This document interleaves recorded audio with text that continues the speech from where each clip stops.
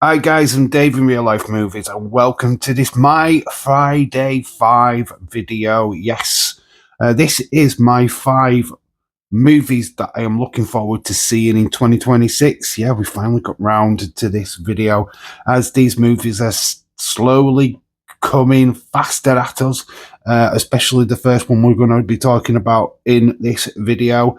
Yeah, obviously, I'm a big movie fan, as you all know, of course. That's why you're here. That's why I'm creating all this content. But I also like going to the cinema. So once these movies start coming out, I'll start taking you to the cinema with me to see these movies and giving you my first thoughts analysis. The first one, without further ado, is definitely out at the back end of this month. Probably in about a week's time, to be fair. And it's the Mandalorian and Grogu movie. Right, I have got issues. The last Star Wars Disney movie what hit the cinema was Rise of Skywalker. And yes, it had a lot of critics. It didn't do too well, to be fair, just because the story didn't quite land. The thing is with the Mandalorian and Grogu movie is Mandalorian is a well popular, very well done TV show on Disney Plus, but really raised the stakes of the Star Wars franchise because they did the TV shows really good. The movie's not so good.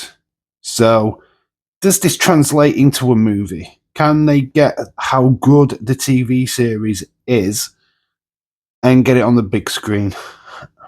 From the clips I have seen, I'm excited.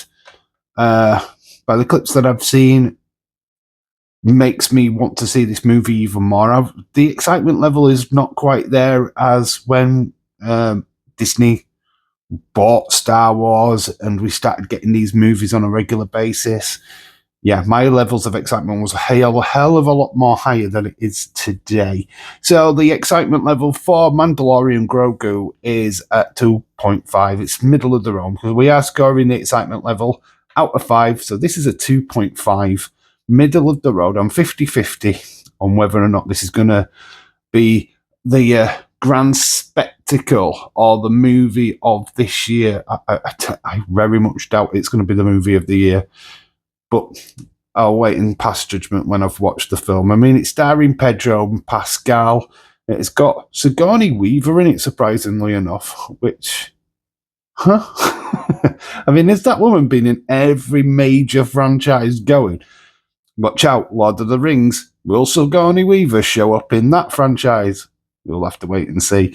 But anyway, I digress. That is coming out at the back end of May.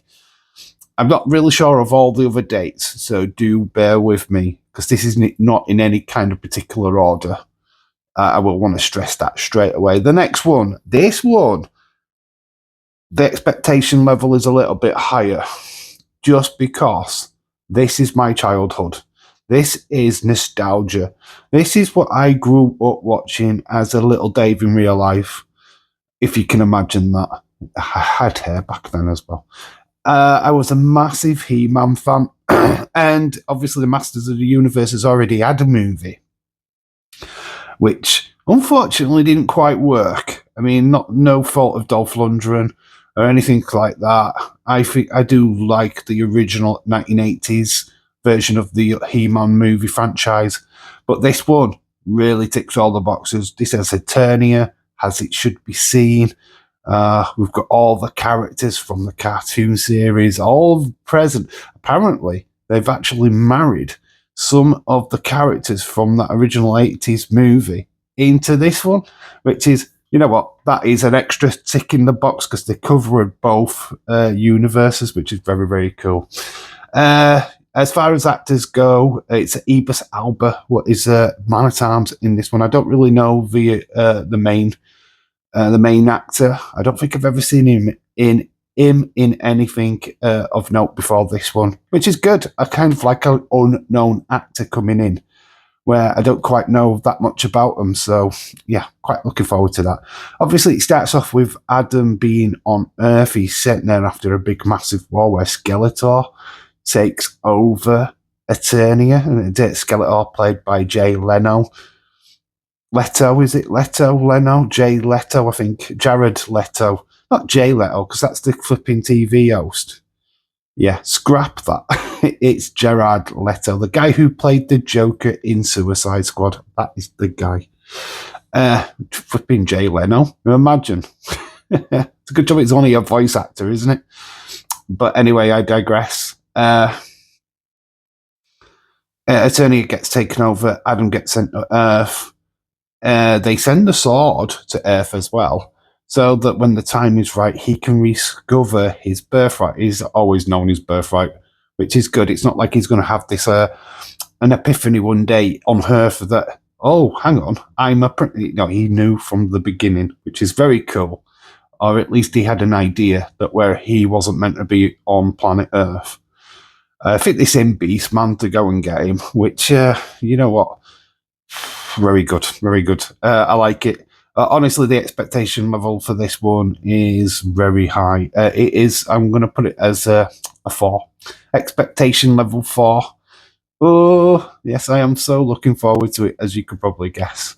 Then the next movie is Street Fighter. I mean, it could kind of put Mortal Kombat 2 in this mold as well, but I think Street Fighter just about pips it. Just because it's got Cody Rhodes in it, Roman Reigns, acknowledge the Tribal Chief, and all of that good stuff. So, yeah, it's got WWE wrestlers in it, so obviously I'm kind of more excited to see that one than the Mortal Kombat 2 movie. Street Fighter looks like it's going to be done correctly, unlike its predecessor, the Jean-Claude Van Damme version, which I don't even know what that one is. It had rough links to the game because it just used the characters, but the narrative wasn't right. It just wasn't right. This is actually going to be a fighting competition that these guys are going to be involved in. That's what we wanted the first time round. Yeah, if you're going to do an adaptation on a video game which is based around a tournament, then have the tournament in the game. Or in the movie. That is kind of standard. So yeah, we're based around this tournament, Street Fighter. So yeah, I'm looking forward to it. Looks really good. And the fact that it's got WWE wrestlers in it is just that little extra added bonus. So excitement level for this one is 3 out of 5. Spiderman. I mean, obviously we're getting into the business end now of the movies that I cannot wait to see. Spider-Man, Brand New Day. This is where Marvel really shine. I think the Spider-Man movies have been Marvel's best achievements. Just probably, you know, you got the Avengers, but it's obviously dipped off since Endgame. But where we're really being solid is the Spider-Man storyline. And Brand New Day looks like it's going to continue that. It's going to continue the excitement. I don't really know too much about this movie, which is good. I don't do the breakdowns of trailers that often these days because I want to go into these movies not knowing anything. I want to just enjoy the film and not know too much about that film. So this is where Brand New Day comes in. I don't know too much. I know some of the people what are going to be in the movie. Obviously, Tom Holland reprises his role as Spider-Man. You've got Sadie Sank, who is more popular for her involvement in Stranger Things franchise. Yeah, we've got the returning cast members. Obviously, Zendaya's going to be in there as well. So, yeah, I'm really excited for this movie. This one also gets a 4 out of 5 excitement level.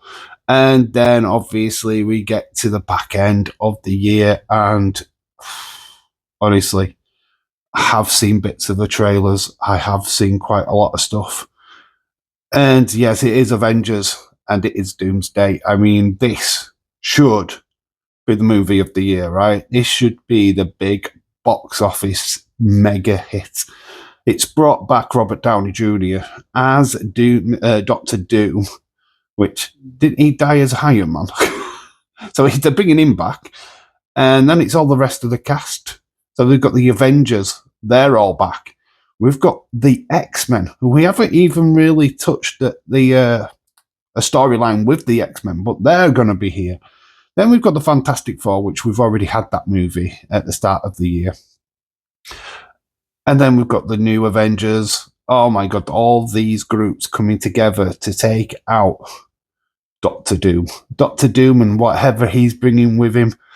Oh my gosh, this looks absolutely epic, and I cannot wait. The excitement level for Doomsday is 5, easily 5. Whether or not these keep these scores going after I've watched the movies is another another question. Surely they cannot misstep. I feel that Marvel have misstepped over the last couple of years. I've stumbled. They've had a few hits, but nothing great. I think when they started doing the all-female side of it, because the big plan for Disney was to do a all-female Avengers movie, that flatlined because nobody was that interested in She-Hulk. Nobody was that invested in Miss Marvel. The Brie Larson Marvel movies sucked ass, to be quite honest with you, because they forgot one element. There's not that many female comic book fans out there. There is female fans for the Marvel Universe, but they literally fancy the guys, right? They like Chris Evans, they like Chris Hemsworth, they're in for them. They ain't here for Brie Larson. And the guys are like, Brie Larson, okay. You're not going to get people excited. You're not going to get people to tune into these movies just because the women fancy the guys. The guys are not that flipping bothered about the female superheroes in the first place. Yeah, you're on a loss straight away. So it was never going to take off. The female Avengers movie, thankfully, will never happen now because Marvel have seen Final Sense. But yeah, anyway, I digress. I've kind of gone off on a little bit of a tangent there. But yeah, Doomsday back at end of the year.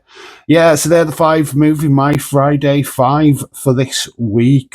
What movie are you guys looking forward to seeing in 2026? What are you going to go and see at the cinema? Like Cynthia, where are you going to take Serenity next? Leeds, where are you going to take Cynthia?